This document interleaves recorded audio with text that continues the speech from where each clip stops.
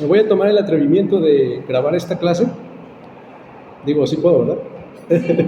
Nada más voy a salir yo, tengo la cámara aquí enfrente. Esto se va a ir a YouTube. Es como una prueba nada más que voy a hacer para el tema. Lo que pasa que el tema derecho colaborativo es un tema prácticamente nuevo. Es algo que van a empezar ustedes a ver, sobre todo cuando vayan empezando a egresar de la universidad, y es algo que además tienen que empezar a implementar, ¿sí? Pero vamos a ir por partes. La idea de esta plática es hacerlo de manera expositiva. Vamos a dejar a un lado, o vamos a prescindir de cómo eran las clases en el salón. Vamos a dejar a un lado ese procedimiento mayéutico donde yo les pregunto y ustedes me responden y empezamos a dialogar y llegamos a unas conclusiones o formamos todos un conocimiento, ¿sale? Entonces vamos a prescindir de eso en este momento. Por lo tanto, les voy a pedir que si tienen ustedes dudas, las dejemos al final para cuando yo ya termine, y si ustedes van teniendo dudas, comentarios, algo que quieran agregar, lo pueden ir haciendo también, ¿sale? Entonces, esa es la intención. Me parece que también el nombre que yo le puse a la presentación es precisamente Derecho Colaborativo, como una primera aproximación a un nuevo método de solución de conflictos, porque ustedes ya lo saben, ya lo conocen, ya lo vimos. Hablábamos de mediación, hablábamos de conciliación, hablábamos incluso de justicia restaurativa dentro de los mecanismos alternativos, pero hoy en día se ha implementado, se está introduciendo un nuevo concepto dentro del derecho mexicano, que es el derecho colaborativo. ¿Han escuchado algo acerca del derecho colaborativo? ¿No? ¿Nada? Ok. Precisamente por eso es la idea, y por eso le llamé primera aproximación, porque tanto es una aproximación para ustedes como también es una aproximación para mí, porque es un término totalmente nuevo, y esto deriva de la Ley General de Mecanismos Alternativos, que se publicó en el Diario Oficial de la Federación el 26 de enero del 2004. Recientemente esta ley, que entró en vigor al día siguiente de su publicación, es decir, el 27 de enero, es que se ha estado implementando, y sobre todo en su artículo segundo, habla acerca de que los mecanismos alternativos de solución de controversias que prevé esta ley son aplicables por un conjunto de personas facilitadoras. Repito, ustedes ya conocen cuáles son los mecanismos alternativos. Hablamos de conciliación, hablamos de mediación, hablamos de justicia restaurativa, hablamos incluso de arbitraje, si ustedes también lo quieren ver de esa manera. Pero hoy en día, con esta ley, o con la entrada en vigor de esta ley, la ley general, ya no hablamos de una ley nacional en comparación con la Ley Nacional de Mecanismos Alternativos, que es una ley en materia penal. Ahora hablamos de una ley general, que ya es aplicado a materia civil, materia familiar, materia mercantil y otra materia distinta a la penal, ¿sale? Que es lo que busca es regular y transversalizar el derecho en México, para que de esta manera o a través de estos mecanismos es que se puedan resolver los conflictos de una forma más pronta, con todas las características que ustedes ya conocen de los mecanismos, ¿no?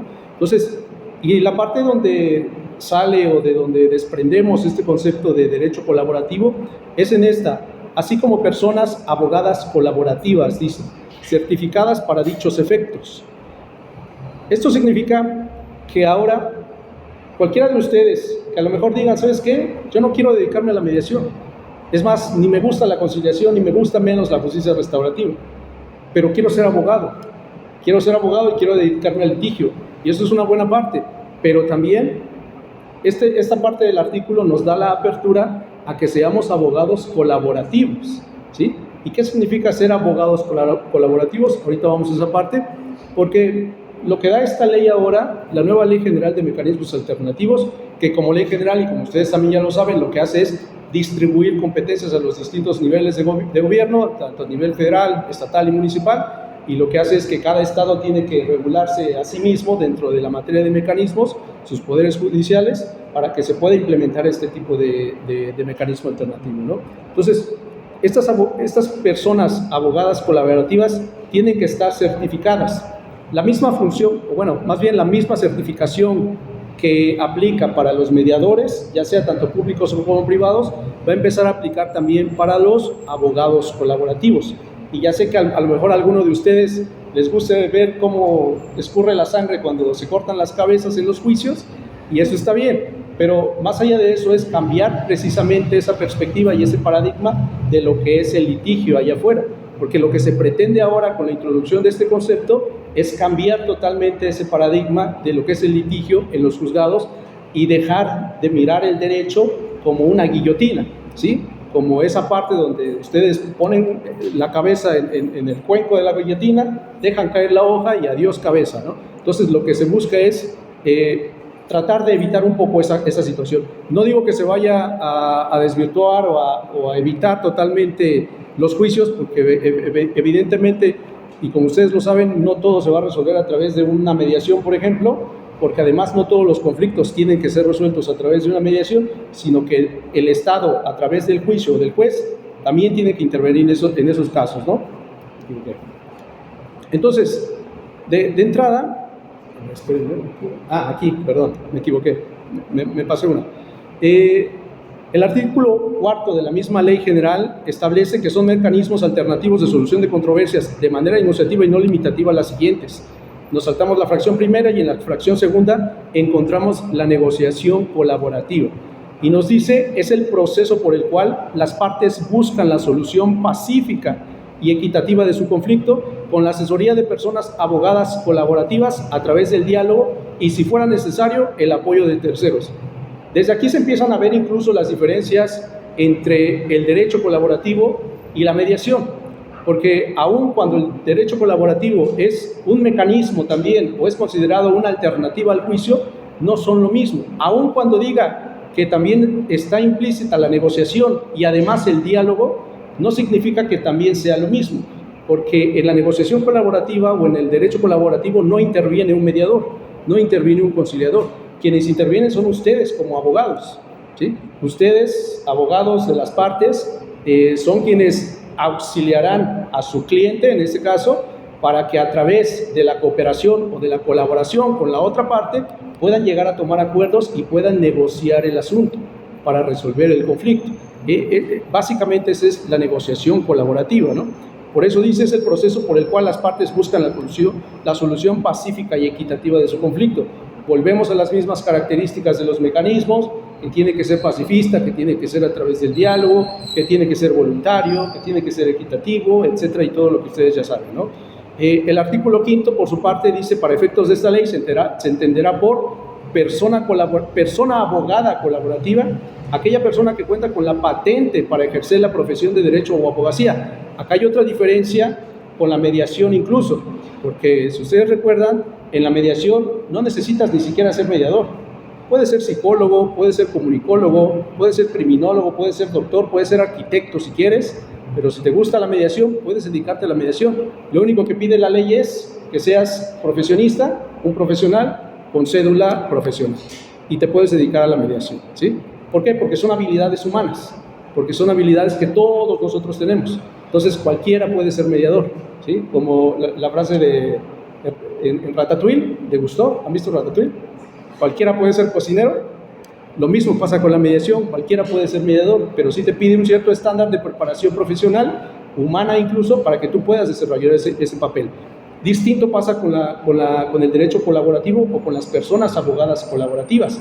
Nos dice la ley, tiene que contar con la patente, es decir, solamente un abogado o una abogada puede dedicarse al derecho colaborativo, ¿sí?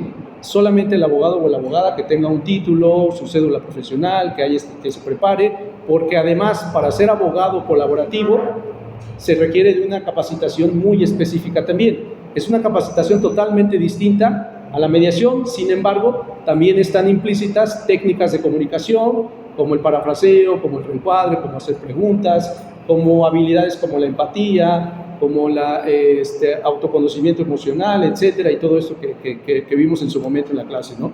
Entonces, la persona abogada colaborativa, dice, participa en conjunto con las partes mediante un proceso de negociación. Lo que se trata de aplicar dentro del derecho colaborativo es pura negociación. Si ustedes recuerdan la parte de los tipos de mecanismos alternativos, encontramos la negociación como un primer punto. La negociación como el punto de partida del resto de los mecanismos, que son conciliación, mediación, ¿no? En este caso, la negociación colaborativa es estrictamente también una negociación, pero una negociación asistida por tus abogados. Ustedes como abogados de las partes los asisten para que puedan negociar a través de la identificación de intereses y en la medida de lo posible la satisfacción de necesidades, tomar en cuenta preocupaciones, tomar en cuenta situaciones que a lo mejor no saben cómo las partes manejar, pero ustedes, como están preparados tanto en el derecho como en la negociación colaborativa, pueden auxiliarlos y de cierta manera llegar a acuerdos que beneficien a todos los involucrados, porque hay características específicas de la negociación colaborativa donde el abogado colaborativo no nada más ve por los intereses de su cliente, sino también tiene que ver por los intereses de la parte contraria. Por eso se llama derecho colaborativo, porque lo que se busca es, entre abogados, colaborar para que me digan, a ver, tú eres abogado de la otra parte y tú eres abogado de la otra parte. Se sientan, platican, ¿sabes qué? La situación está así, el conflicto está así, y ¿qué vamos a hacer para solucionarlo? Para que le evitemos a nuestros clientes, a las personas que están dentro del conflicto o dentro de la controversia legal, para que les evitemos todo ese trámite y esa odisea jurídica que se encuentran en los juzgados todos los días, que puede tardar años incluso en resolverse, ¿no? Y de hecho, como anécdota, dentro de mi trabajo, dentro de mi labor profesional, y a lo mejor ustedes, de los que si ya se dedican a litigar, o empiezan a meterse un poco al litigio, incluso en los juzgados, generalmente es algo que siempre hemos hecho. En lo personal, sobre todo tratándose de asuntos familiares, cuando es divorcio, lo que yo siempre hago o trato de hacer es buscar al abogado de la otra parte, o a la otra parte incluso, y decirle, mira, ¿sabes qué? La cosa está así. Hoy en día ustedes saben que ya ni se le pregunta al cónyuge si se quiere divorciar o no. O sea, con que ustedes vayan, metan su demanda de divorcio, con eso es suficiente. Le piden al juez, ¿sabes qué? Me quiero divorciar de esta persona y se acabó, ¿sí? Ahí está mi propuesta de convenio y ni modo. Tú le vas, le notificas al otro de que me voy a divorciar, tú me divorcias y después vemos lo demás, lo de repartición de bienes, hijos, custodia, etcétera, ¿no? Y eso es lo que pasa. Entonces, lo que yo hago con las otras partes es primero acercarme con ellos y decir, mira, la cosa está así. Se va a presentar una demanda de divorcio, tienes de dos, o la tomas y te sientas a platicar con nosotros para llegar a un buen acuerdo en el convenio de partición de la sociedad conyugal, o presentas tu convenio y nos vamos a juicio, ¿no? Entonces, lo que pretendo hacer o lo que se pretende hacer es acercarse con la otra parte para que de manera conjunta nos sentemos los cuatro, y ha sido un buen resultado porque hay abogados que están muy abiertos a esa situación y nos hemos visto en cafés, hemos sentado, nos hemos platicado, y la forma en cómo los cónyuges que se van a divorciar y nosotros como abogados nos llegamos a sentar y platicamos cómo vamos a hacer para presentar el convenio de divorcio, ¿eh? Entonces, de esa manera es como se trabaja el derecho colaborativo. Lo que hacemos es negociar, vamos. ¿Cómo vamos a partir? ¿Cuántas casas hay? ¿Cómo se va a repartir las casas? Los hijos, ¿quién va a tener la custodia? ¿Va a ser custodia compartida? ¿Cuántos días lo vas a tener tú? ¿Cuántos días ella? Entonces, todos esos detalles nos sentamos a platicar, ¿no? Entonces, el derecho colaborativo no es una rama del derecho. Esto sí es muy importante, considero muy importante que lo sepan, para no confundirlo, porque no es una rama como el derecho penal, el derecho civil, el derecho familiar. No es ahí. El derecho colaborativo es un paradigma nuevo. Es un paradigma nuevo de justicia, ¿sí? Es cambiar un poquito la visión a través de la transversalidad que implican los mecanismos alternativos.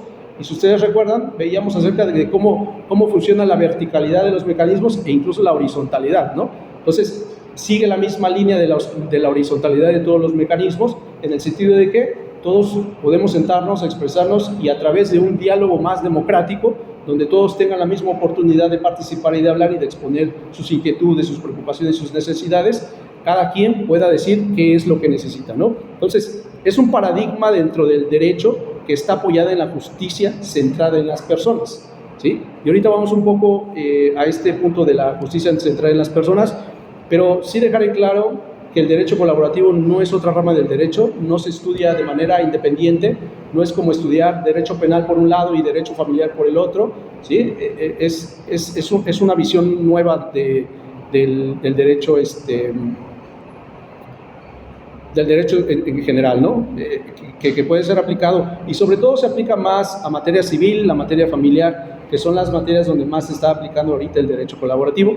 Por eso la Ley General de Mecanismos arrastra el concepto, lo incluye en la ley y de manera apoyado con la Constitución, el artículo 16, incluso ya puede ser considerado un derecho humano, ¿sí?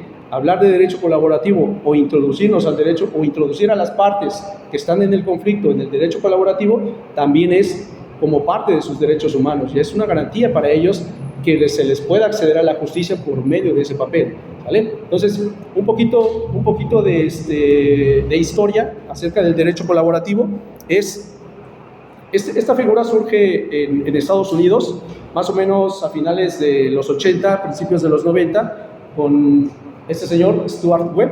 Él era un abogado, él era abogado litigante en materia familiar. Entonces, él se dio cuenta, por 20 o más años que llevaba litigando, se empezó a dar cuenta de que, si bien es cierto, tú puedes encontrar o puedes obtener una sentencia a tu favor para tu cliente, eso es por un lado, pero por otro lado también no deja de ser cierto que muchas veces, aun cuando tengas una sentencia a tu favor, no te garantiza que se hayan satisfacido todas tus necesidades, ¿sí? No te garantiza que el resultado haya sido exactamente el que tú hayas querido.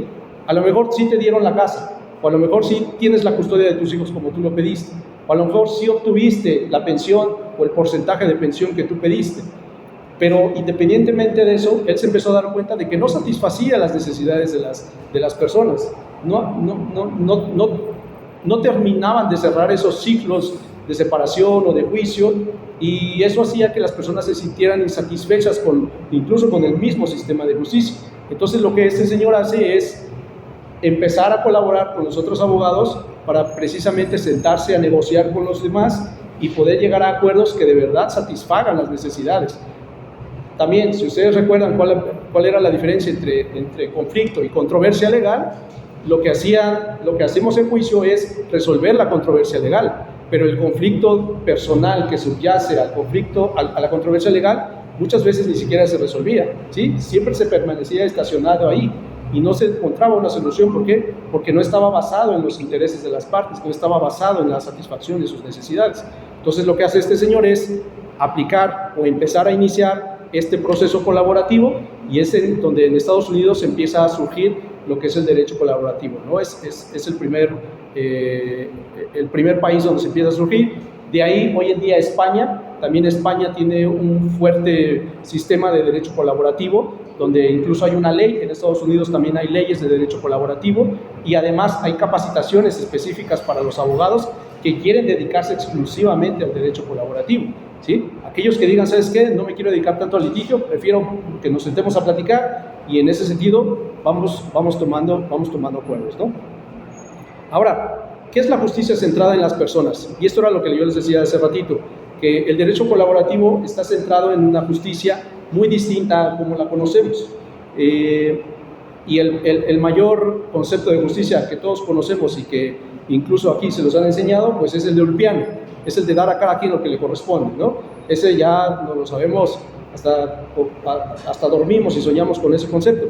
Pero entonces, ¿qué es justicia en realidad? Para el derecho colaborativo es esta unión de incluso 3 tipos de justicia, porque debemos alejarnos un poquito de ese concepto de justicia tradicionalista que ya conocemos, esa justicia incluso que ya tiende a ser hasta muy imperativa, y en el sentido de que es lo único que conocemos como justicia, y la justicia tiene que salir de los juzgados, la justicia tiene que salir de los tribunales, porque la justicia en realidad está en la sociedad, la justicia está en cada uno de nosotros.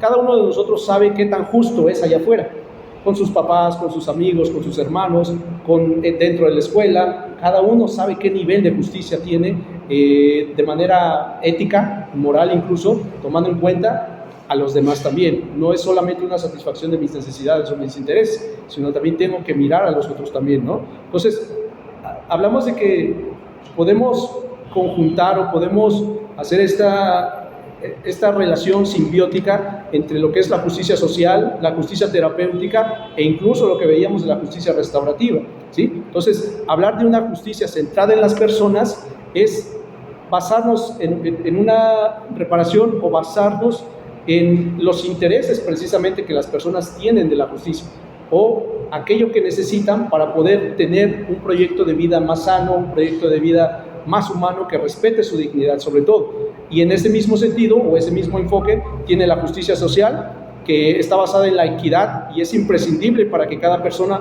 pueda desarrollar su máximo potencial y para alcanzar una sociedad más pacífica, ¿no? Esa es la justicia social. La justicia terapéutica, por su lado, es humanizar el derecho. Alejarnos un poquito de esos procesos tradicionalistas legales. No, repito, no digo que los dejemos, no digo que dejemos de llevar juicios, porque efectivamente el Estado tiene que seguir funcionando a través de los jueces, pero sí en el sentido de que tenemos que empezar a humanizar un poquito el derecho. Humanizarlo, humanizar esos procesos judiciales, aprender a escuchar a las personas, no solamente tomar a las personas o verlas. Si ustedes se dedican, por ejemplo, a ser secretarios, jueces, ministerios públicos, vean a la víctima o vean a la otra persona que viene con ustedes como otro ser humano igual a ustedes, porque trae una aflicción, trae una afectación emocional en su vida, en su familia, en su persona, en su patrimonio. Entonces, no desvalidarlos y no minimizar aquello que vienen a contarte, porque si no, no estaríamos hablando de justicia, estaríamos hablando de un mero trámite burocrático que como servidores públicos tienen ustedes que hacer, y no va por ese lado, ¿no? Entonces, el tipo de justicia centrada en las personas es eso, mirar a los demás como otro ser humano y en la medida de lo posible y dentro de sus facultades y sus capacidades, pues tratar de satisfacer las necesidades de ellos, ¿sí? No dejarlos a la deriva, porque ya sea que ustedes litiguen, ya sea que ustedes se dediquen al servicio público, a prestar un servicio, lo que sea, van a ser profesionales. Y ahorita llegamos a ese punto también, porque hay una responsabilidad por parte de ustedes, allá afuera, para con la sociedad, ¿sí? Aquel que estudia Derecho solamente para colgar su título en la sala de su casa y que sus papás se sientan orgullosos, pues bueno, también es válido, pero el profesional tiene que ir más allá todavía, debe de tener un sentido de responsabilidad para con la sociedad, ¿sale? Entonces, el ser humano es entendido como un ser social, una entidad cuya característica es la vida en sociedad. Esto dice Aristóteles en su libro de Ética a Nicómaco. ¿Por qué menciono esta parte? Porque además, hablar de derecho colaborativo, bien pudimos haber terminado en 5 minutos, decirles que es derecho colaborativo y nos vamos a tomar un café al Plazón, pero no es así, ¿sí? Yo creo que hablar del derecho colaborativo es, en realidad, saber por qué surge el derecho colaborativo, o sea, cuál es el fundamento y cuáles son las bases que sostienen al derecho colaborativo y por qué, al menos yo que estoy de este lado dentro del derecho, que estoy de este lado más apegado al diálogo, a la comunicación, a la asertividad y todo esto, a los mecanismos, vamos, ¿por qué creo que esto debe de funcionar o por qué creo que puede funcionar? Aristóteles por eso dice esto: toda sociedad tiene su origen en el simple hecho de que somos seres humanos. ¿Por qué el hombre, por qué el ser humano se constituye en sociedades? Porque necesita del otro, necesitamos de nosotros, todos necesitamos de nosotros para poder constituir sociedades. Más allá de que tengo intereses individuales, más allá de que tengo deseos, sueños, autorrealizarme allá afuera desde mi perspectiva y desde como yo quiero, si yo quiero terminar mi carrera y dedicarme a lo que sea, a hacer pan porque la panadería me gusta, pues lo voy a terminar haciendo, pero eso también implica de que tenga yo un impacto en la sociedad. Por eso Aristóteles, dentro de su ética incluso y dentro de su política, dice que el ser humano es un animal político, ¿sí? Es un animal gregario porque tenemos esa necesidad de constituirnos en grupos para poder formar y poder forjarnos como seres, adquirir una identidad. Y un ejemplo muy claro de esto es, por ejemplo, Tarzán. La historia de Tarzán, un ser humano que lo dejan o que se pierde en la selva y que lo adoptan unos gorilas, termina siendo un gorila, ¿sí? Aun cuando es un ser humano en sí, físicamente, materialmente, en esencia, termina siendo un gorila. ¿Por qué? Porque no sabe desarrollar o no aprende a hablar, no sabe desarrollar una dialéctica, no sabe comunicarse de una manera como nosotros lo hacemos generalmente, ¿no? Entonces, el simple hecho de que le cueste o tenga la habilidad para caminar con las 4 extremidades, también es otra forma de decir de que esa persona, de que ese ser humano está totalmente excluido de la sociedad. Y eso es lo que pasa, dice Aristóteles, con las personas que...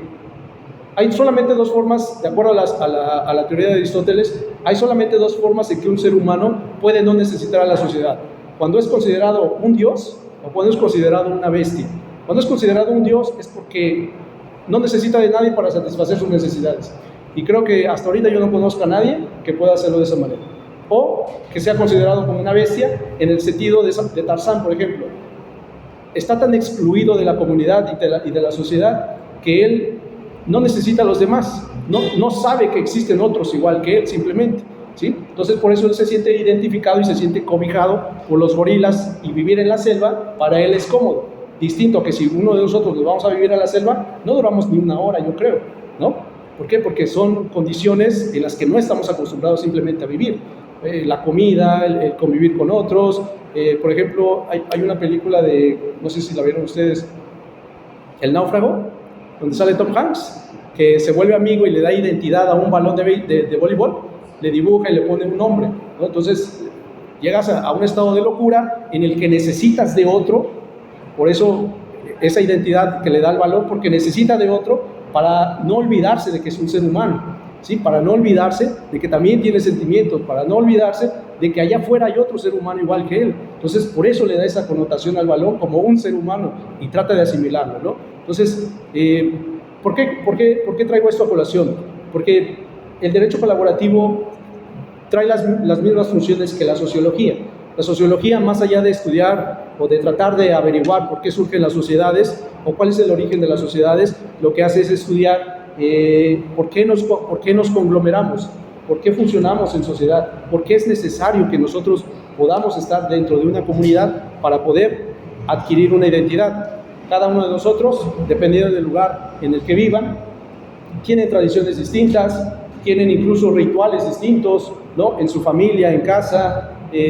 Habrá que para algunos es más cómodo, por ejemplo, comer en familia un fin de semana, y habrá otros que digan, pues, ¿sabes qué? Yo ni necesito mi familia, yo puedo comer solo, nada más con 2, 3, etcétera, ¿no? Entonces, son rituales distintos que cada uno va adquiriendo, ¿no? Entonces, la sociedad es un muro de contención y funciona en sistematización para alcanzar su fin último, el bienestar general de los miembros. Aquí hay dos partes que me gustaría platicar con ustedes, porque siguiendo esta misma línea de la sociología y para fundamentar y meternos un poquito a analizar lo que es el fondo del iceberg, ¿por qué traer a colación a la sociología junto con el derecho colaborativo?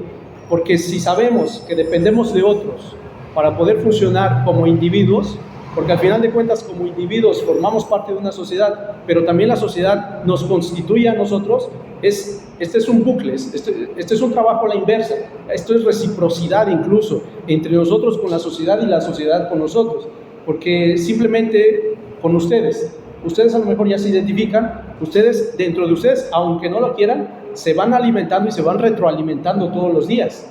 ¿Por qué? Porque aquí es donde funcionan, porque aquí es donde tienen una personalidad, ya adquieren una identidad, ya saben allá afuera quiénes son los del séptimo semestre, ¿no? Los maestros ya saben quiénes son los del séptimo semestre, ya tienen un concepto de ustedes como grupo, no de manera individual, sino como grupo, ¿sí? Entonces, todo esto va funcionando así, por eso es importante que todos vayamos constituyéndonos en sociedades, y la sociedad funciona como un muro de contención, porque por ejemplo, cuando nosotros tenemos conflictos, sobre todo en materia de adolescentes, cuando el adolescente tiene conflicto con la ley penal, ¿quién es el que le ha fallado? La familia, la sociedad, la escuela, ¿no? Aquellos institutos o aquellas escuelas de nivel medio superior, que pueden ser preparatorias, CECITES, CEBETIS, COBAOS, donde se empiezan a visualizar situaciones de conflictos, de bullying, incluso ya de adicciones, de drogas, alcohol, es porque el sistema ha fallado. Y a veces el problema no es del alumno, no es ni de ustedes, ni es de uno como individuo, sino es del sistema en general. Por eso la sociedad tiene que funcionar como un muro de contención. Es el marco dentro del cual nosotros aprendemos valores, aprendemos moral, aprendemos ética, y es el marco dentro del cual también tenemos que respetar esos mismos principios y esos mismos valores, ¿no? Entonces, por eso funciona como una sistematización para alcanzar su fin último. Imagínense ustedes un reloj analógico, un reloj de manecillas. Tanto de manera interna como de manera externa está conformado por partes, por elementos, que hacen funcionar al reloj como tal. ¿Y cuál es la finalidad del reloj? Marcar la hora, marcar el tiempo. Y si solamente uno de los engranajes falla, el reloj simplemente deja de funcionar. Exactamente funciona lo mismo con el sistema o con la sociedad. Si la sociedad, al ser un sistema, si una de sus partes falla, ya hablemos de familia, ya hablemos de escuela, ya hablemos de política, ya hablamos de economía incluso, ¿sí? Ya hablemos de acceso a la justicia, acceso a la vivienda, que todos estos son elementos que conforman una sociedad. Si uno de ellos falla, pues evidentemente toda la sociedad va a dejar de funcionar como debería funcionar. ¿Cuál es el fin de la sociedad? El bienestar general de los individuos. Y si, por ejemplo, si no todos tenemos acceso a una vivienda digna, pues evidentemente el fin de la sociedad o de la sociología no va a existir en nosotros. ¿Por qué? Porque todos tenemos ese derecho a una vivienda digna. Y al no tener alcance o al no tener ese acceso a vivir cómodamente, de manera digna, pues evidentemente no vamos a poder contribuir a la misma sociedad. Y la sociedad, a su vez, no nos retribuye lo que nosotros podamos entregarle, ¿no? Entonces, si no es bueno para la colmena, no es bueno para la abeja. Esto es una frase de Marco Aurelio, uno de los emperadores más grandes que ha existido, que ha tenido la historia de la humanidad. Y todo lo que nosotros hacemos tiene un impacto allá afuera. Todo lo que nosotros hacemos aquí tiene un impacto en la sociedad. Por eso el derecho colaborativo va enfocado mucho con la sociedad, porque en la medida en que ustedes, como abogados, ayuden a las personas allá afuera, en esa medida van ustedes a tener ese reconocimiento allá afuera incluso, ¿sí? Van ustedes a tener ese impacto con la sociedad. El hecho de que ustedes digan, ¿sabes qué? Yo me quiero dedicar al litigio, pero también quiero dedicarme al derecho colaborativo, ok, eso va a ser un cambio significativo en las gentes que ustedes vayan a contratar, porque a lo mejor alguien diga, mira, ¿sabes qué? Yo fui con fulanito de tal y es un buen abogado porque se acerca a negociar con las partes, ¿no? Entonces, esta es una característica muy importante porque lo que es bueno si no es bueno para la colmena, no es bueno para la abeja, y entendiéndolo en sentido contrario, lo que es bueno para la colmena, pues es bueno para la abeja. Lo que ustedes hagan allá afuera con los demás, también les va a beneficiar a ustedes. Este es un impacto de rebote, ¿no? La calidad humana, profesional que ustedes vayan a desempeñar allá afuera, también tendrá una implicación con el resto de las personas, ¿no? Entonces, aquí sobre todo hablamos de un tema que hay que destacar también, que la verdad es que no recuerdo si en algún momento lo vimos en clases, que honestamente ya muchas cosas de lo que les enseñé ya tienen que volver a reestudiar porque ha cambiado totalmente también el tema de mecanismos alternativos.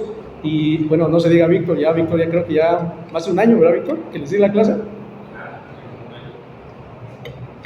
Entonces, todo lo que ustedes saben hay que volver a reconfigurarlo porque ya cambió un poquito. Entonces, el hecho de que aquí hay un elemento muy importante que hay que destacar, que es la ética de la responsabilidad, ¿sí? Lo que hacemos tiene un impacto en la sociedad, no solo te afecta a ti, sino a todos los demás. El ser responsables como profesionales, y este es un elemento muy importante del abogado colaborativo, que debe de tener cierta ética de responsabilidad para su trabajo que está desarrollando, porque se le confía a él o a ella, como abogado o como abogada, una función que no cualquiera puede desarrollar. Para ser abogado en derecho colaborativo se necesitan funciones también humanas, como comunicativas, como las que ustedes ya conocen, para poder desempeñar ese trabajo. Hay que tener cierto también requisitos, hay que cumplir ciertos requisitos y hay que tener y cumplir ciertos elementos, como por ejemplo lo que veíamos acerca de la empatía. Hay que ser empáticos también. El ser responsables con los demás es también ser empáticos con ellos. El ser incluso, el comprender o tratar de comprender al otro, también es un trabajo que nosotros tenemos que hacer. Por eso les digo, y no sé a ustedes cómo no sé hoy en día cómo se les ha enseñado en las universidades el derecho, pero generalmente el derecho se ha enseñado como este derecho que reacciona, es un derecho reaccionario. Hasta que no haya sangre, no entro a trabajar, ¿sí? Porque si todo está tranquilo, si las aguas están tranquilas, pues ¿para qué entro? No necesitas un abogado, soluciónalo tú. Pero hoy en día el abogado debe ser totalmente a la inversa. Debe ser un abogado que prevenga conflictos, no debe ser un abogado reaccionario, debe ser un abogado preventivo en ese sentido, ¿sí? Entonces, el solo hecho de tener una responsabilidad para con los demás implica que también tengamos que cuidarnos. Y aquí es donde entra otro concepto, que también creo que no lo vimos, pero es la ética del cuidado. ¿Cuántos de ustedes cuidan, por ejemplo, a un familiar, a hermanos, papás, abuelitos, etcétera? Y la ética del cuidado ha estado inmersa en todos nosotros en todo momento, ¿sí? En algún momento que hay una historia, por ejemplo, de Margaret Mead, es una antropóloga, si mal no recuerdo. Ella mencionaba de que la civilización o las sociedades empezaron a formar, o la civilización empezó a surgir cuando el primer ser humano se preocupó por otro, por un fémur roto. Un pedazo de hueso que hayamos tenido roto, cuando tú lo cuidas, ese es un signo de sociedad, ese es un signo de socialización, ¿sí? ¿Por qué? Porque te interesa el otro, porque cuidas al otro. Por ejemplo, yéndonos un poquito más a lo subjetivo, lo que es el amor. Erich Fromm, si ustedes han leído a Erich Fromm, en El arte de amar, dice que el amar a otro es un signo de cuidado. Entonces, cuando tú amas a alguien es porque te preocupas por esa persona, porque lo tienes que cuidar, ¿sí? Entonces, estos son conceptos que van funcionando de manera muy genérica, ¿no? Entonces, dejando un poquito esto lo que es la parte incluso sociológica, incluso filosófica, si ustedes quieren verlo así, del derecho colaborativo, hay principios que ya como tal tiene el derecho colaborativo o que tienen que funcionar, o para que funcione el derecho colaborativo necesitamos de esos principios. Colaboración voluntaria primero, como todo mecanismo alternativo, como ustedes ya lo conocen, como todo método de solución alterno a juicio, se necesita la voluntad. Esto es voluntario, tampoco es para obligar a las partes, tampoco es para amenazarlos. Esto es si las partes quieren colaborar con la otra o no, ¿sí? Entonces, la colaboración tiene que ser voluntaria, definitivamente, al igual que todos los otros métodos, y debe de haber una igualdad y justicia, debe de estar basado también en estos principios, porque si nosotros hablamos de una justicia ya no tradicionalista como la conocemos, sino de una justicia enfocada en el cuidado a las personas, en una justicia social e incluso en una justicia terapéutica, lo que tenemos que hacer es buscar en la medida de lo posible igualdades entre las partes, y a través de la igualdad es como podemos entablar negociaciones y tomar acuerdos que puedan beneficiarnos a todos los que están involucrados en el conflicto, incluso a los mismos abogados, ¿sí? Y es que aquí viene otro tema bastante controversial que en algún momento tal vez lo tocamos, que a lo mejor para los abogados no es funcional o no es redituable económicamente, porque si yo sé que un juicio me puedo llevar 2 años y puedo estar cobrando de manera mensual y por copias 2,000 pesos, pues en una negociación lo voy a poder resolver a lo mejor en un mes, si ustedes quieren verlo así, y económicamente ya no es la misma, ya no hay igualdad, se dice, ¿no? Procesal en ese sentido. Pero lo que tenemos que cambiar es precisamente eso, la igualdad y la justicia, el compromiso con la solución. Esta es una parte que al final de cuentas, miren, el derecho colaborativo es muy práctico, pero como en México apenas se está implementando, o es más, ni siquiera se ha implementado como debe de ser, todo lo que se va mencionando también es muy teórico, es muy filosófico, es muy fundamental para que nosotros podamos comprender cómo es el compromiso con la solución, porque las partes firman un acuerdo, se llama un acuerdo de colaboración. Ese convenio de colaboración, en lo que se comprometen las partes es a tratar de solucionar en la medida de lo posible el conflicto, más no están obligados, porque si no se resuelve en la negociación colaborativa, lo que hacen es, bueno, pues entonces vámonos a juicio, ¿sí? Y aquí es donde entra la responsabilidad también del abogado colaborativo, porque el abogado que colaboró con otro ya no puede volver o ya no puede ser abogado en el juicio, por un sentido de confidencialidad, porque si yo sé lo que pasaste, si yo sé lo que la otra parte incluso me compartió, porque este es otro de los elementos, transparencia y honestidad. Para que el derecho colaborativo pueda funcionar, las partes tienen que abrirse totalmente a toda la información. Tienen que dar toda la información, tienen que dar todos los detalles del conflicto, tienen que decir cómo sucedieron las cosas sin guardarse nada. Por eso es importante la transparencia y la honestidad, porque esto es como ir con un doctor. Si a ti te duele algo, si te duele el estómago y le dices, y te pregunta el doctor ¿qué te duele? Y le dices, pues es que me duele el brazo, cuando en realidad te duele el estómago, pues evidentemente te va a recetar algo para el dolor que no es. ¿verdad? Entonces, funciona de la misma manera en este sentido con el derecho colaborativo. Por eso es la transparencia y la honestidad, porque necesitamos que las partes nos digan con exactitud qué fue lo que pasó, que nos digan y que nos muestren incluso todas las pruebas que tienen a su favor y todas las pruebas que tienen a su alcance, para que de esa manera podamos llegar a negociar. Porque si tú me ocultas algo, en su momento se puede caer el acuerdo y ya no se va a cumplir. Entonces, por eso mismo, el último punto, lo voy a saltar hasta el final, la desvinculación de los abogados, por un sentido de confidencialidad y por el sentido de la transparencia y la honestidad. Yo no puedo ser abogado, si yo fui abogado colaborativo de una de las partes, no puedo ser abogado litigante en el juicio. ¿Por qué? Porque evidentemente yo sé dónde están tus debilidades, ¿sí? Porque yo sé cuáles son tus puntos débiles y sé por dónde puedo ganar el juicio. Entonces, ese es un principio muy importante del derecho colaborativo, donde los abogados ya no pueden fungir como abogados litigantes en su momento, ¿no? El respeto mutuo, esto es también como muy fundamental. El enfoque de los intereses, hay que buscar cuáles son los intereses de las partes, cuáles son las necesidades que quieren satisfacer y lo que veíamos sobre la confidencialidad, ¿no? La práctica colaborativa, esto es un poco, más o menos un proceso que se lleva a grandes, muy grandes rasgos, que en realidad es un trabajo y es un procedimiento también un poco tardado, que lleva tiempo, planearlo, sentarse a platicar, sentarse a negociar, saber cuáles son tus pruebas, saber cuáles son tus puntos de vista, etcétera, etcétera, que puede llevar tiempo. Pero les decía yo, las partes firman un acuerdo de participación colaborativa. Eso sí lo hacen los abogados específicamente, y esta es otra de las diferencias que tiene el derecho colaborativo con la mediación, por ejemplo, porque ustedes recuerdan, en la mediación pueden entrar los abogados a una sesión de mediación, sí, pueden hacerlo, pero están limitados en su participación, no pueden hablar, no pueden opinar. ¿Por qué? Porque luego los abogados, con tal de justificar los 5,000 pesos que le están cobrando su cliente por una sesión de mediación, y para decir que el abogado hizo algo en la sesión, pues quieren meter su cuchara y terminan contaminando el helado, ¿no?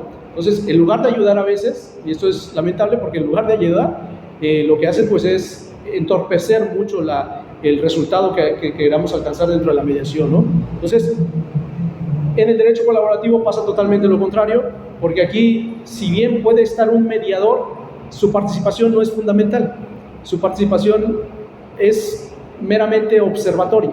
Y a lo mejor, si surge un conflicto, entrar a mediar, pero no importa si está o no está. Y quienes sí deben de estar son los abogados, porque precisamente los abogados quienes tienen conocimiento en el derecho, que deben de ser letrados en el derecho, hablemos por ejemplo de derecho familiar, en un asunto de divorcio, los abogados colaborativos deben conocer el derecho familiar.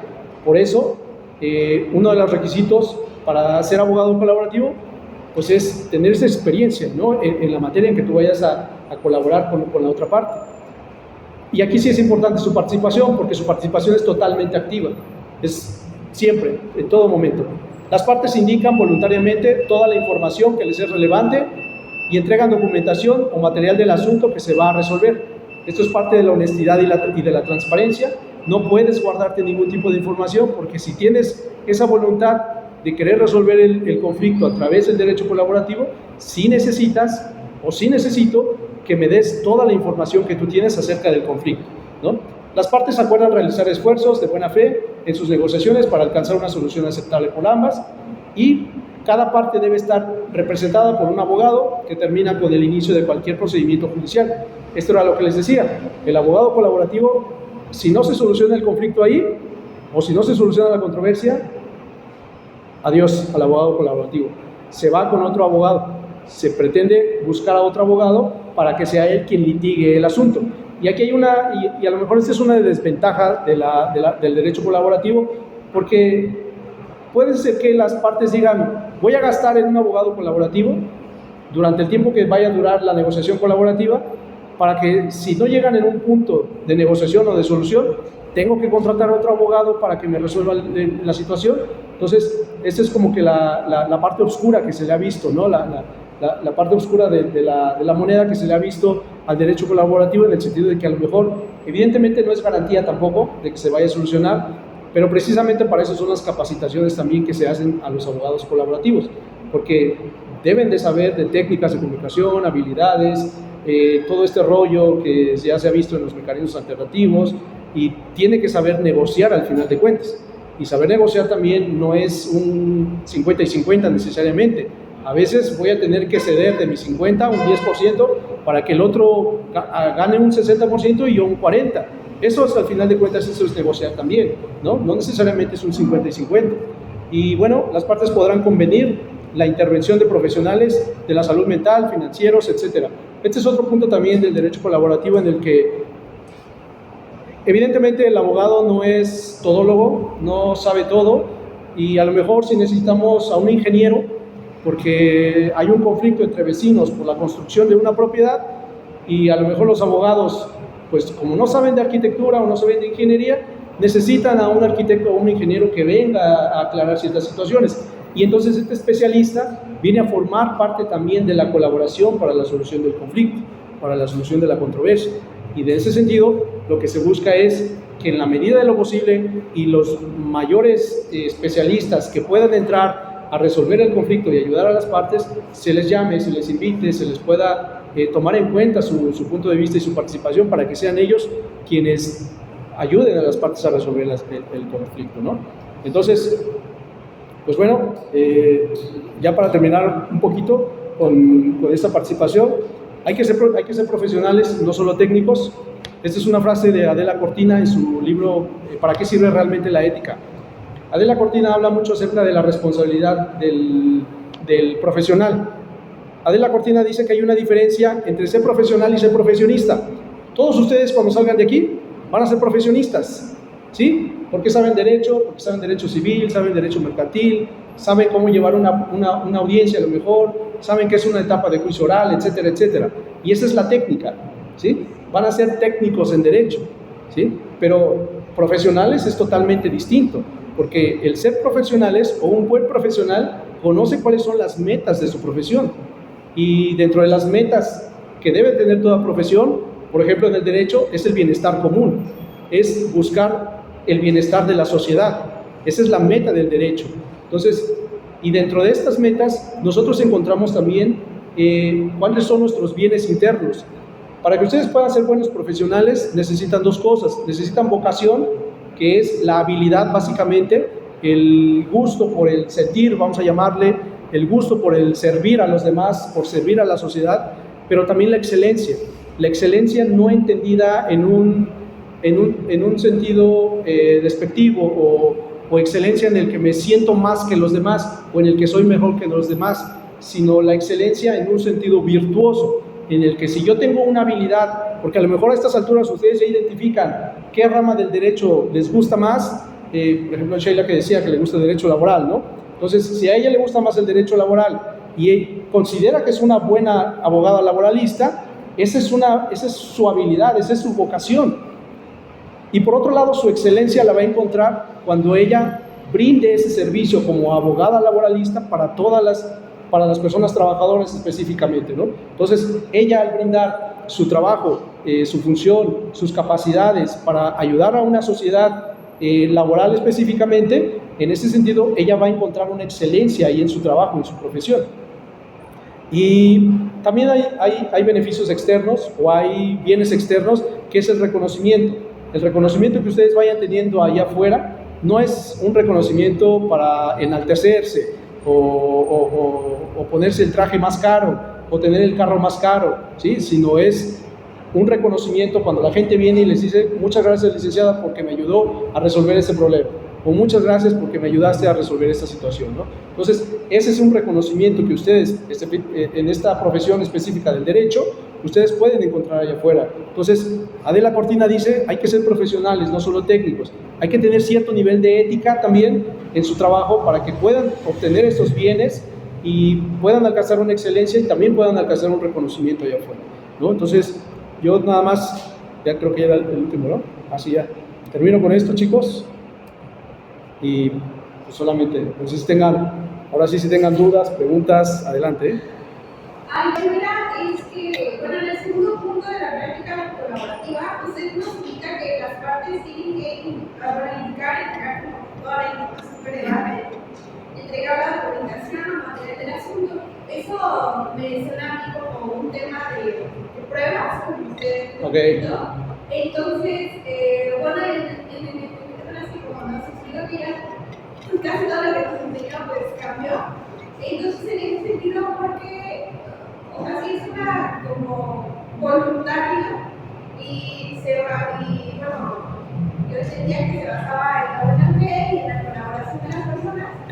¿Para qué nos servirían, o sea, para qué sirven las pruebas o esa información y todo eso? Si se supone que vamos a lo más fuerte como que es el uso de la persona.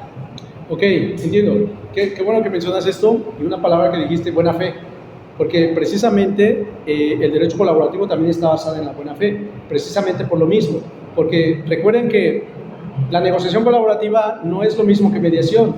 En mediación, y como bien lo dices, no traemos pruebas, o sea, es tu dicho, porque confío en tu palabra, porque hay cierto nivel de confianza en que lo que tú me vas a decir es verdad, pero no necesito pruebas para resolver el conflicto. A lo mejor sí necesito de un especialista para que me aclare ciertas dudas respecto de algún punto en específico, pero no es considerado una prueba. Aquí es totalmente lo contrario, porque en lugar de irme a un juicio para que tú desvirtúes tus pruebas y tú las desahogues, aquí me puedes traer la documentación de lo que pasó. Supongamos que hay un acto jurídico por una compraventa, ¿no? Una compraventa en el que a lo mejor llegó otro que dice que es el dueño, ¿sí? Entonces, tú hiciste una compraventa con otra persona y llega otra tercera persona y dice, no, ¿sabes qué? Esa es mi casa.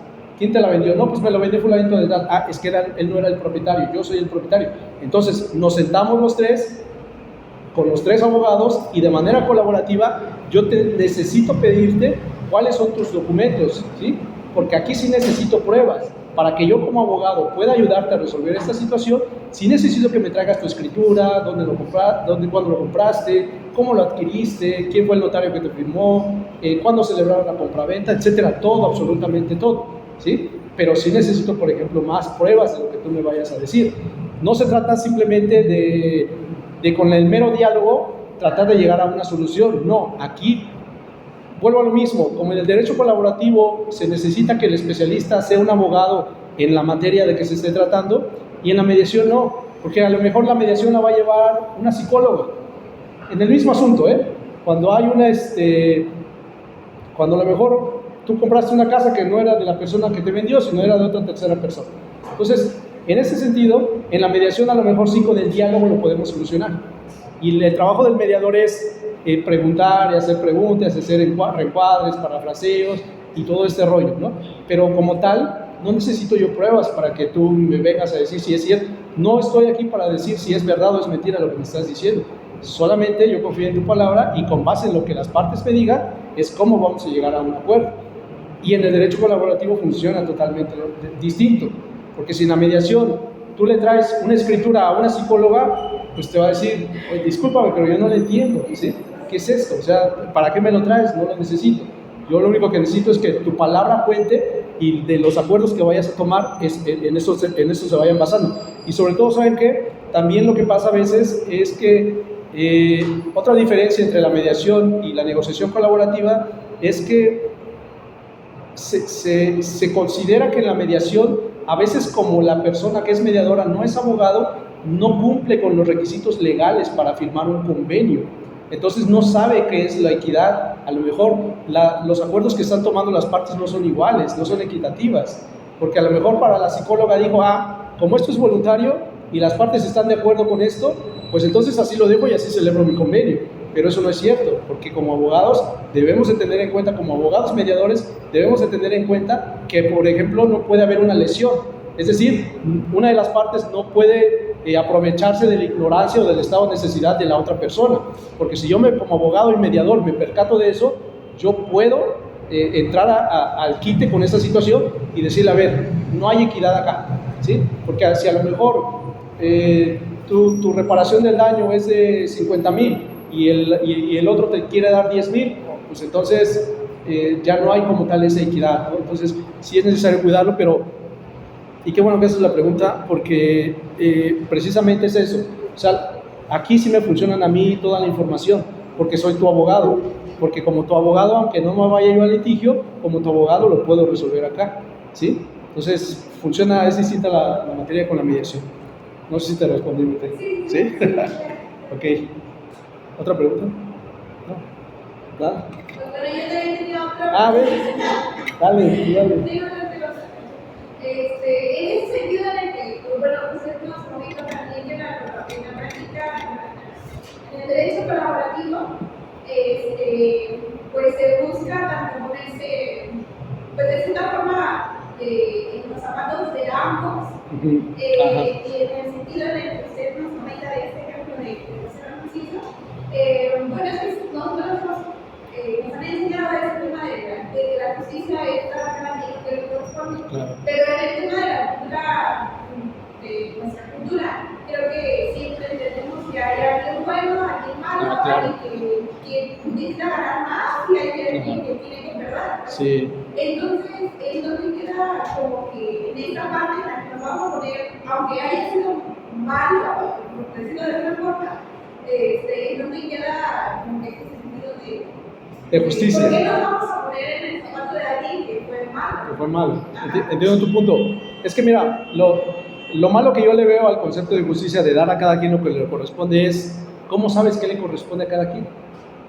¿Sí? Porque si a lo mejor tú ves la superficialidad del conflicto en un delito, vamos a ponerle, ¿sí?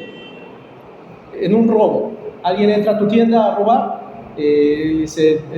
una persona entra a robarse un paquete de galletas. Eso es un robo al final de cuentas, ¿sí? Es algo que no tiene permitido porque no es de él, entonces es considerado un robo. Pero, y como bien lo dices tú, vivimos en esta cultura del castigo, en esta cultura porque vale más castigar al otro para que aprenda que eso no lo puede hacer.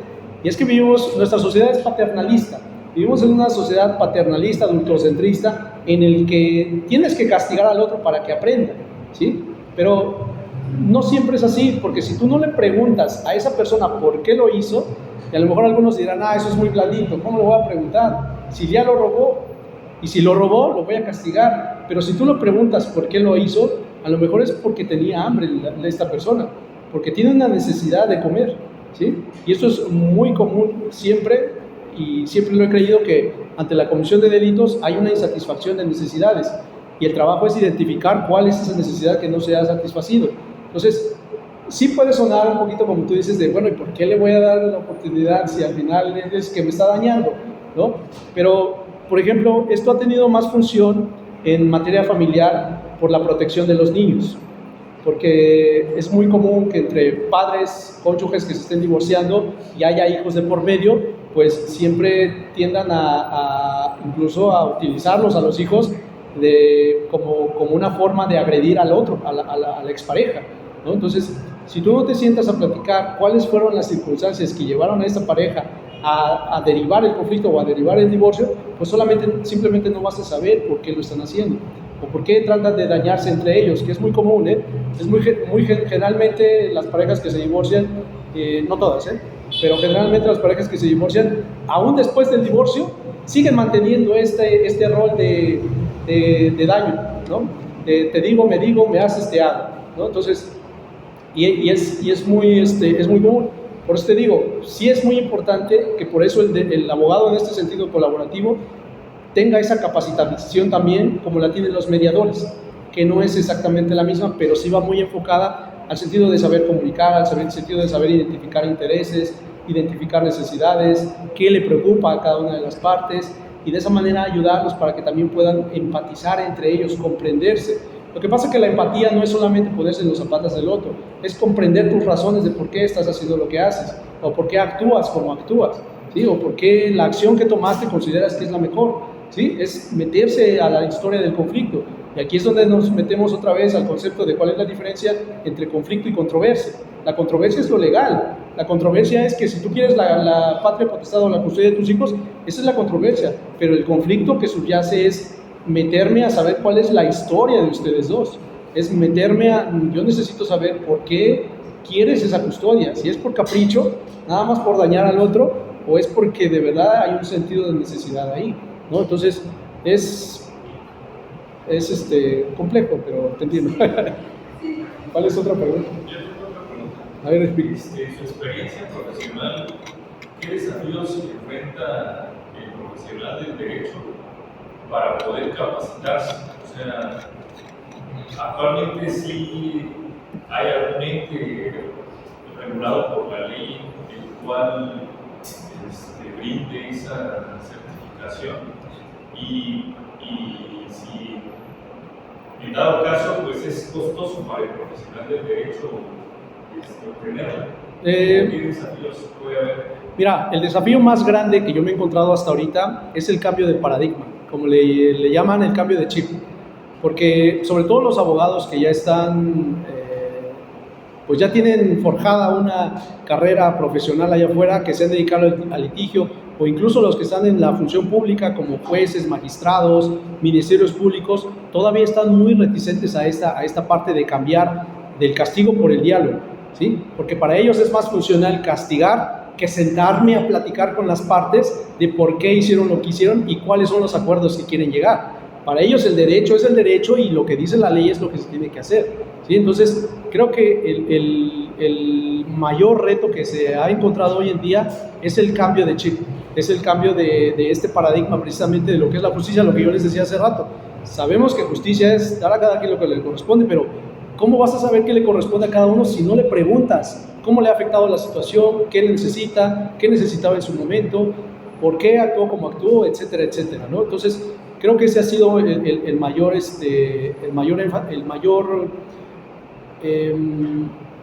mayor controversia que han encontrado los mismos, porque hay un choque cognitivo en ellos, porque los que llevan años litigando, por ejemplo, materia penal en un sentido inquisitivo, donde tienen que sentenciar a alguien, cambiar al diálogo es muy difícil, ¿sí? No digo que todos lo hagan, porque hay abogados que tienen muchos años y sí lo hacen, pero en el otro sentido de capacitaciones hay muchas, tú puedes encontrar muchas. Como tal, el Estado no tiene un instituto que capacite o que certifique. De acuerdo a la Ley General de Mecanismos Alternativos, los poderes judiciales sí van a tener que certificar a los abogados que quieran ser abogados colaborativos. El Poder Judicial los va a tener que certificar, al igual que los mediadores o facilitadores. Y el abogado colaborativo no necesariamente es un mediador, tampoco es un facilitador, ¿sí? Es solamente un abogado que ha aprendido a negociar, ¿sí? Y eso más o menos relacionado con lo que preguntó hace rato Maite, sobre, o sea, ¿por qué tengo que darte las pruebas si esto se basa en la buena fe? Si se basa en la buena fe, pero soy tu abogado, necesito saberlo para poder negociar con la otra parte y poder llegar a entablar acuerdos que puedan funcionar o que puedan ser funcionales para todos los involucrados, ¿no? Entonces, pero capacitaciones hay muchas, Tú puedes encontrar ahí en Facebook, en Internet, instituciones privadas, hay muchas capacitaciones. Entonces, costosas, no sé, diplomados o cursos de mediación, por ejemplo, pues te vendrían saliendo unos, va dependiendo, 3,000, 5,000, 8,000 pesos, ¿no? Ya si quieres meterte a estudiar una maestría, un doctorado, pues ya evidentemente es aventarte todo el curso, ¿no? Pero el mayor reto es ese. ¿Y sabes cuál es el otro punto que también he identificado? Que no tiene una difusión, no tiene el uso de los mecanismos alternativos, no se le ha dado esa apertura a la sociedad. Por ejemplo, en Oaxaca, de los 570 municipios que somos, ¿cuántos de esos 570 conocen este tipo de métodos? Muy pocos. ¿Por qué? Porque se rigen a lo mejor por usos y costumbres. ¿Y qué es lo más fácil para ellos? Llega la policía y vamos, ¿no? a la cárcel ahí de su comunidad, de su pueblo. Y ahí quédate el tiempo a ver hasta cuándo te sacamos, ¿no?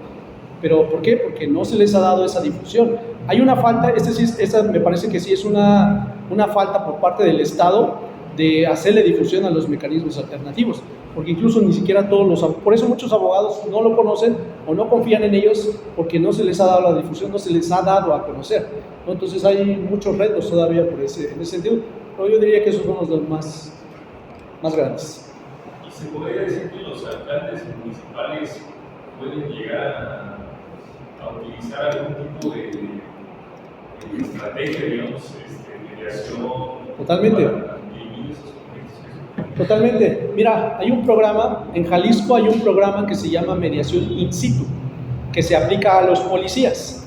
A los policías se les capacita en materia de mediación para que en el momento, por eso se le llama in situ, porque en el lugar donde está surgiendo un problema o un conflicto, A lo mejor tu vecino tiene la música muy alta, son las 2 de la mañana y el vecino no se calla y está con una fiesta a todo lo que da y parece que va para amanecerse. Entonces tú le hablas a la policía llega y aplica técnicas de mediación, ¿sí? Ya no es así como que la policía de cállate y uno que otro soquete para que guarde silencio, ¿no? Sino en el momento o en la calle tú chocas con alguien en tu vehículo, llega la policía y en ese momento la policía aplica métodos o técnicas de mediación. Por eso se les capacita a ellos. Hay jueces civiles, a los jueces civiles también se les capacita para aplicar técnicas de mediación, a los agentes municipales también, como dices. O sea, mira, esta es una herramienta que todos pueden utilizar, todos pueden aprender, cualquiera, no importa el nivel en el que te encuentres, ¿sí? Incluso en las escuelas se les enseña a los niños, hay mediación escolar, a los niños se les enseña a mediar, y hay determinadas instituciones, sobre todo en Estados Unidos me parece, que hay instituciones y hay escuelas primarias donde ya hay niños mediadores, para que cualquier conflicto que llegue a surgir dentro de la misma escuela, ahí está el niño mediador. ¿Por qué el niño mediador? Porque es uno igual que ellos, ¿sí? Porque si tú pones a lo mejor a un adulto con los niños, siempre lo van a terminar viendo como un adulto. Entonces va a decir, me va a regañar, ¿sí? Me va a castigar, me va a reprobar. Y cuando tú pones a un niño igual como ellos a mediar, ellos se sienten más identificados, porque conocen su lenguaje, conocen su significado de qué es lo que está pasando, ¿no? Entonces, esto es una herramienta que tú puedes aplicar que puede aprender cualquiera incluso, ¿no? Muy bien. ¿Tenías otra pregunta? No, ya. ¿Ya, Marco, ahí? Ya. Ok. Bueno, entonces podría decir que, o sea, usted mismo nos dijo que no tiene conocimiento de las personas acerca de los mecanismos. Entonces, ¿cree que este problema, o bueno, esto también influiría en este tema, en que sea muy poco conocido y no tiene que hacer la práctica? Sí, totalmente. Totalmente. Y mira, esto es, si en Estados Unidos tiene desde 1990, en México apenas está llegando, estamos en el 2024. Para que esto agarre un vuelo, van a pasar por lo menos, no sé, otros 5 años, 10 años. De la Ley Nacional de Mecanismos que se publicó en el 2014, estamos a 10 años de que se publicó y apenas está empezando a aceptarse, apenas el mundo jurídico lo está empezando a tomar en serio, porque, repito, lo que decía Víctor, muchos abogados no confían, no les gusta, no les parece adecuado. ¿Por qué? Porque ¿cómo me voy a sentar a platicar con la persona que lesionó a otra o que le robó a otra, ¿no? Entonces, todavía hay mucha resistencia en ese sentido y sí, totalmente, o sea, y hablar de derecho colaborativo ahorita apenas, si ustedes incluso buscan doctrina, no existe derecho colaborativo. Si ustedes van a YouTube, no existe nada de derecho colaborativo. A lo mejor 2, 3 videitos que encuentren, pero nada en concreto, ¿no? Al igual que hablar de justicia social, hablar de justicia terapéutica, es hablar de justicia restaurativa, son temas que apenas, al menos en México, apenas empiezan a crecer. Por eso es muy importante que dejar a un lado a lo mejor a los abogados que ya tienen muchos años y empezar con los estudiantes. Con los estudiantes empezar a cambiar esta visión que tienen del derecho y ya no ver el derecho como algo reaccionario, como que tengo que entrar a trabajar cuando o mi función tiene que entrar como abogado cuando la sangre ya está corriendo, no, sino previo a eso también puedo hacer algo como abogado para evitar conflictos en el futuro, ¿no? Entonces, la idea del derecho colaborativo también es eso, que el abogado se prepare para que las partes puedan llegar a conciliar incluso previo a que surja el conflicto. Si ustedes ya vieron contratos, ¿ya vieron contratos? ¿Ya, verdad? Bueno, no sé si lo vieron en contratos, pero incluso en materia de contratos hay una cláusula de mediación, hay una cláusula de arbitraje, hay una cláusula de negociación, donde si las partes, derivado de la relación contractual que están firmando en este momento, llega a surgir un conflicto, se comprometen y casi se obligan a agotar primero la instancia de mediación, antes de irse a los tribunales. Esa es una cláusula de mediación que se empieza a introducir en los contratos, en todos los contratos, tanto contratos civiles, particulares, comerciales, que se empieza a introducir para que las partes en su momento, en lugar de irse a juicio, primero agoten la instancia de mediación o de conciliación. Que pasa lo mismo con materia laboral, ¿no? En materia laboral tienes que agotar primero la instancia, si no llegas a un acuerdo, pues te vas a juicio, ¿no? Entonces, se busca implementar la misma dinámica para materia civil, materia familiar, materia comercial, etcétera, ¿no? Hoy en día hasta materia fiscal también se habla de mecanismos alternativos, que son técnicas que siempre se han utilizado, pero hasta hoy se les empieza a dar como el nombre y el empuje. Entonces, para que esto pueda tomar impulso, pues ya no corresponde tanto a los que ya están ahí arriba o a los que ya son abogados de muchos años, ya les corresponde a ustedes empezar a implementar allá afuera este tipo de procedimientos, este tipo de perspectiva de lo que es la justicia, ya no una justicia tradicionalista como la conocemos, sino ya una justicia más humana, más empática, una justicia más apegada a la dignidad de las personas, que de verdad sea la dignidad de las personas. ¿Otra pregunta? ¿No? ¿Ya? Pues no hay más. A nombre de la